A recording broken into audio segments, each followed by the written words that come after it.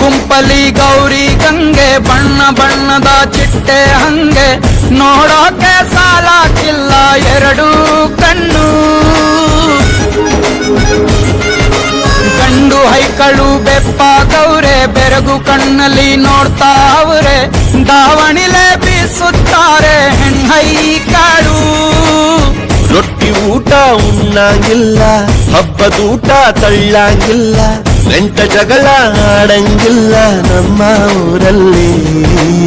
ಗಲ್ಲು ಗಲ್ಲೆನುತ್ತಾ ದೋಸ್ತಿ, ಗಲ್ಲು ಗಲ್ಲೆನುತ್ತಾ ಮಸ್ತಿ ಕುಸ್ತಿಯಲ್ಲಿ ದೋಸ್ತಿ, ಗಲ್ಲು ಗಲ್ಲೆನುತ್ತಾ.